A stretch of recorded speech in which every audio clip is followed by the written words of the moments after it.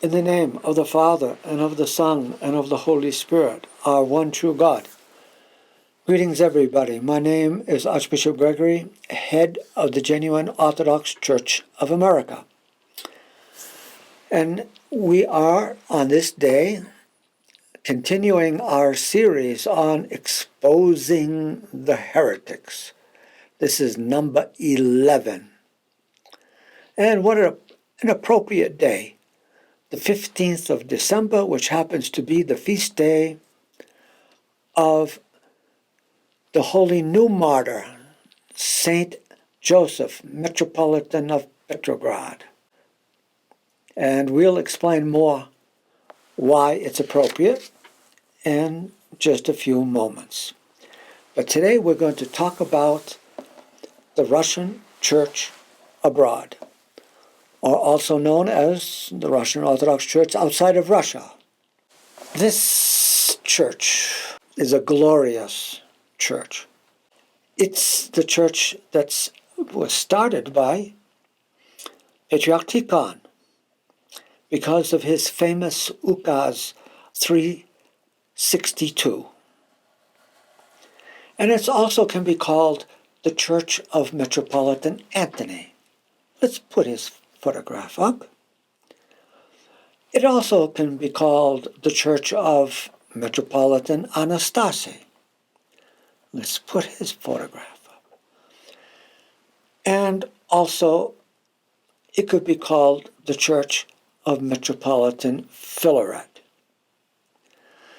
because they were the head of the Russian Church after Patriarch Tikhon issued his famous ukase that said the Russian bishops who are outside the Soviet Union, seeing that you are going to avoid execution, like all of us who are inside the Soviet Union, you are free. And he told them to gather around the chief hierarch and make a higher church authority, and let all the bishops obey him who you place as Metropolitan of all the bishops who are outside of Russia. Well, the first Metropolitan was Metropolitan Anthony Kapovitsky, probably the greatest hierarch of his time. And he settled in Serbia, and the head of the church and the center of the Russian church abroad was at first in Serbia. He died in Serbia, but Metropolitan Anastasy came after him, and when the Red Army was approaching, he moved and went to Vienna. That was the center of the church. And then he had to move to Munich. And then from Munich, he came to New York. And that's why the Russian church abroad had its center here in the United States. And all of us, when the heresy of Ecumenism started in 1965, we said, where can we find true bishops? And the only answer was the Russian church abroad. That was the only answer. So this is a great tool for everybody who is listening to understand where the canonical church in the world, where the canonical Orthodox Church in the world is. Because if all of world Orthodoxy, except for the Russian Church abroad, which was the biggest group, and a small group in Greece, whom we ordained for Greece, but subsequently fell into the traps of ecumenism. if all of world Orthodoxy fell into heresy and only we remained pure from the death, from the pollution of this vile and horrible heresy, the heresy of heresies, then you have to conclude that the apostolic succession, the canonicity, has remained with us, with the Russian Church abroad. Because in 1965, as I said, all of world Orthodoxy fell in line with the heresy of Ecumenism led by Patriarch Athenagoras. And that was subsequently continued by Patriarch Demetrius, and was subsequently continued by Patriarch Bartholomew, even to our own time. But the Russian Church abroad separated, broke communion with world Orthodoxy, and even anathematized all of those who were ecumenists or in communion with ecumenists. This included the Moscow Patriarchate. The Russian Church abroad in 1983 issued the anathema. So it's obvious the Russian Church abroad continued its faithfulness to the Church. But what happened? The great hierarchs, Patriarch Tikhon, Metropolitan Anthony, Metropolitan Anastasy, and Metropolitan Philaret. What was unique about them? They were of one mind and one heart of where Orthodoxy is. It's in the purity of the faith. It's in the rejection of the Moscow Patriarchate. But after Metropolitan Philaret died, the line of true confessors ceased because the Russian Church abroad had another Metropolitan who did not think like his predecessors, and that was Metropolitan Vitaly. And after him came another one who betrayed the faith, which is Metropolitan Laurus. And after him came another one, Metropolitan Hilarion. And on, and now they have another one, but they all have the same fallen and erroneous understanding of where Orthodoxy is. So now a little history. Patriarch Tikhon was the head of the Russian Church. In 1925, he was poisoned probably by Stalin. Lenin had started his satanic movement to destroy the church. He died in 1924, receiving a foretaste of where he was destined, the bottom of hell. For he was dying in great grief and pain and suffering and howling and screaming from his syphilis and gonorrhea. So much so that they had to block off a whole city block so people wouldn't get close and hear his noise, hear him screaming. Stalin came after him. And after St. Tikhon was martyred, the communists said, now who can we find to replace Patriarch Tikhon and make him the leader? We have to, because Patriarch Tikhon did not submit to us. In fact, we were so mad that he issued that Ukase 362. We have to find someone that's going to be submissive to us.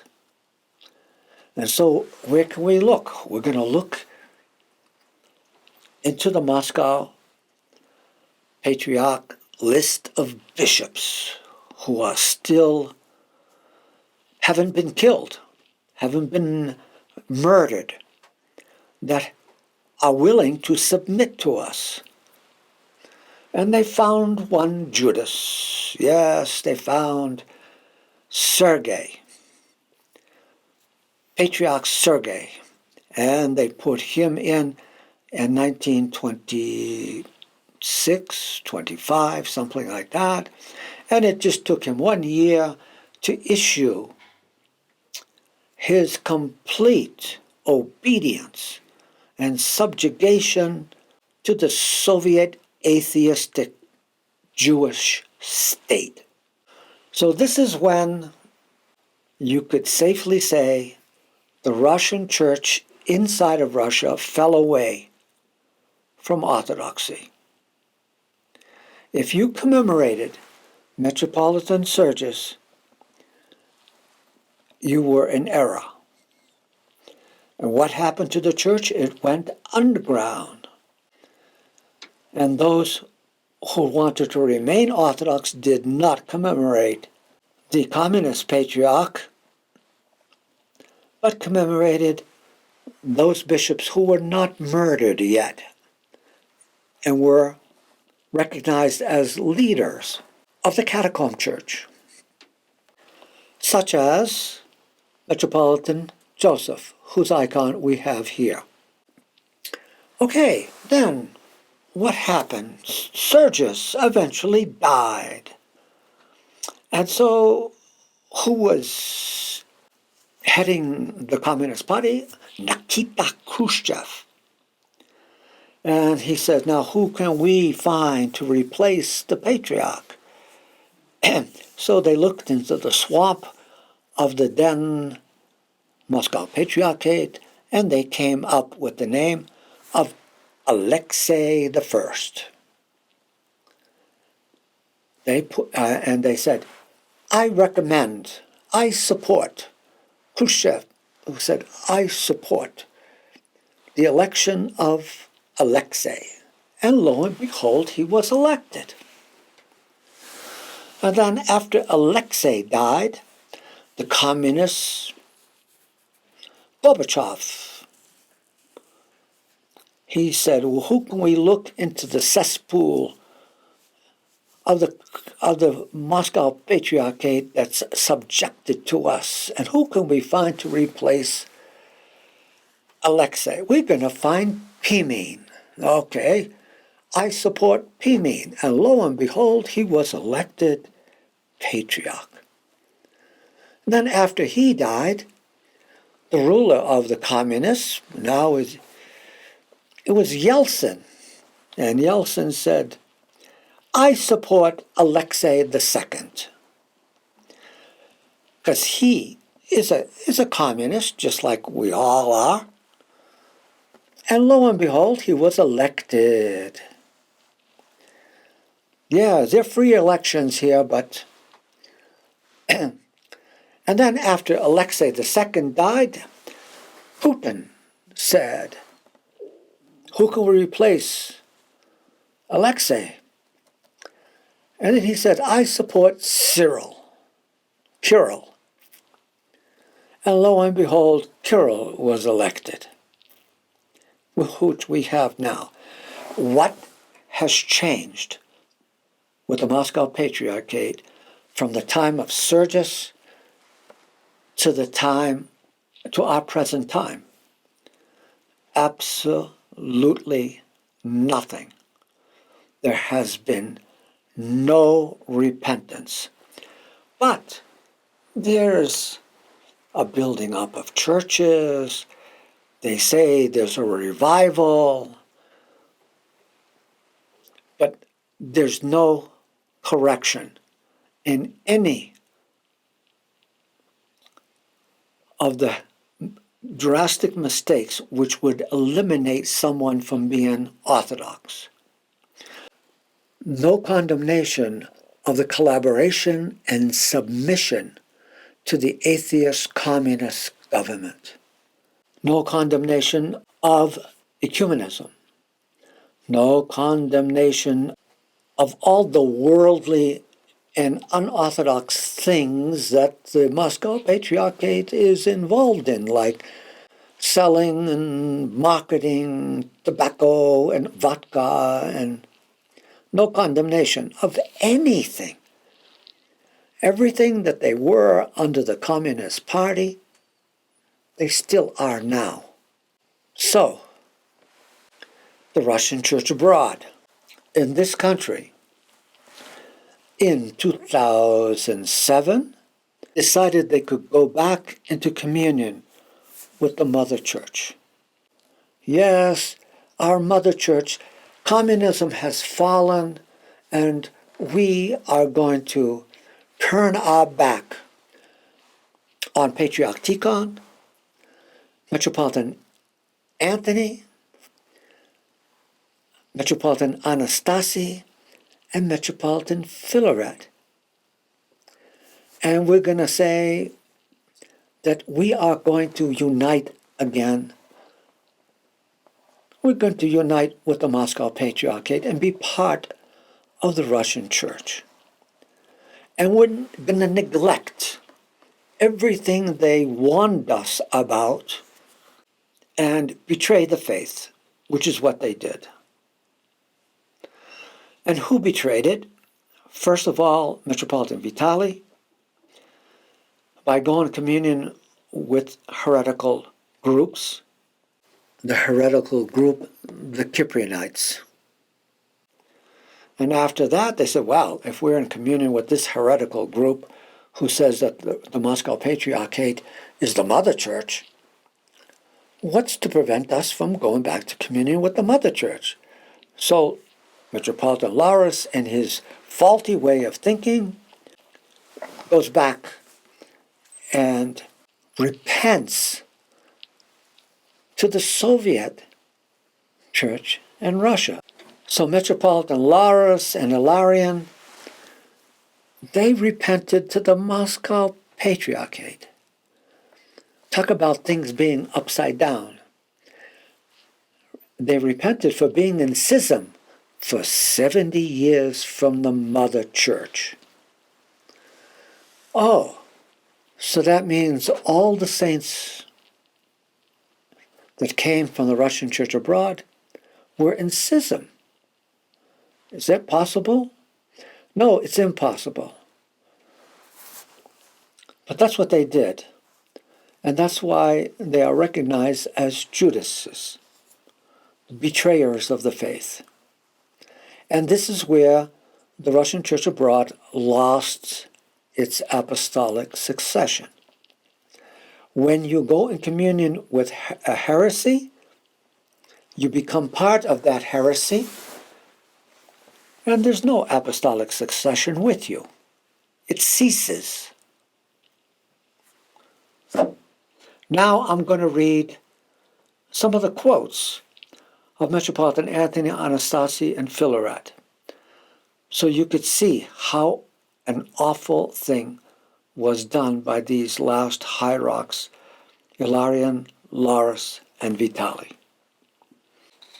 Saint Tikhon, Belovin, the Patriarch of Moscow and all Russia, quote, in his epistle to the beloved in the Lord archpastors, pastors, and all the faithful children of the Orthodox Church of Christ, we have drawn our spiritual sword against the outcasts of the human race, the Bolsheviks, and anathematized them. We, the head of the Russian Orthodox Church, Patriarch Tikhon, adjures, binds under threat of curse all her faithful children to not enter into any communion with these outcasts for their satanic deeds are cursed in this life and in the life to come. Metropolitan Anthony Kabovitsky.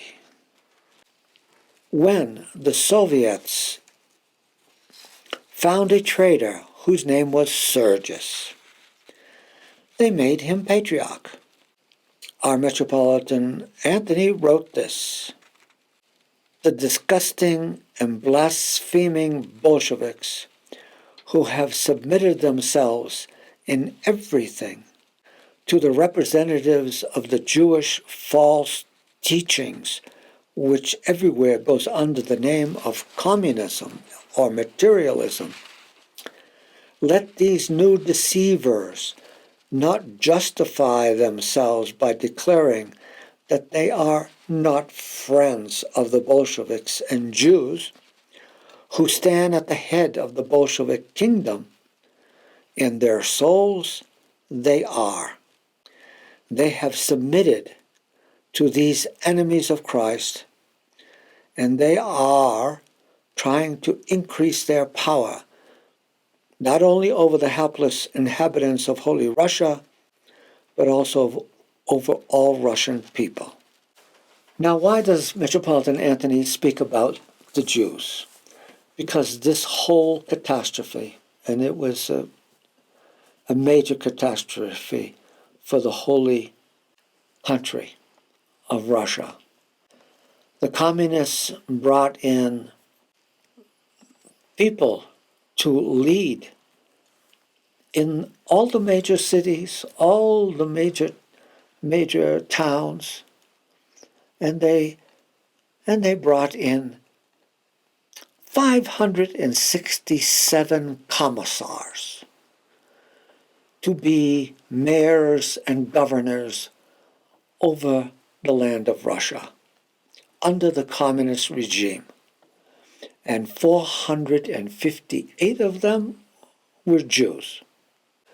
They were Jews mainly from Brooklyn. That's why it's identified as the Jewish experiment. Metropolitan Anthony wrote to Metropolitan Sergius in 1933, "If you stay on this wide path leading to perdition, on which you stand now, you will be ignominiously led to the pit of hell. Until the end of its earthly existence, the Church will never forget your betrayal." Metropolitan Anastasy Gribanovsky. "As for the Moscow Patriarchate and its bishops and archbishops and metropolitans, the Russian Church abroad must not have any canonical, prayerful, or even simple everyday association with these people of the Soviet Church." Metropolitan Philaret Vozanensky.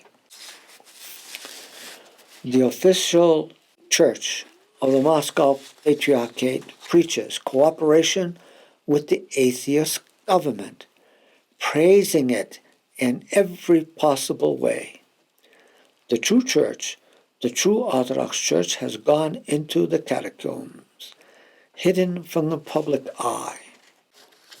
Saint Nectarius of Optina, the clairvoyant,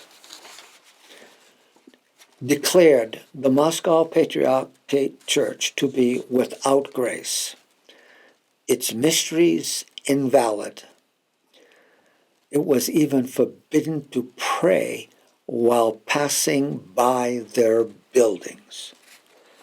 Do you see how the separation from the Russian Church abroad and the Moscow Patriarchate was maintained by those who kept the Orthodox faith pure and simple? So this is why we have St. Joseph, the new martyr of Petrograd, here when we talk about the Russian Church abroad, because he was the first one to identify the Moscow Patriarchate as graceless. And every true bishop afterwards did the same thing. And this is what we have to maintain always.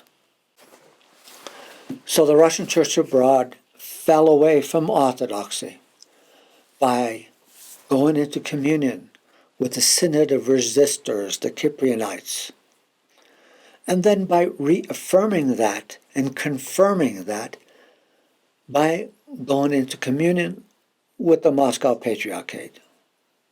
This is our expose on the Russian Church abroad. Thank you for listening, and God enlighten you to do the right thing.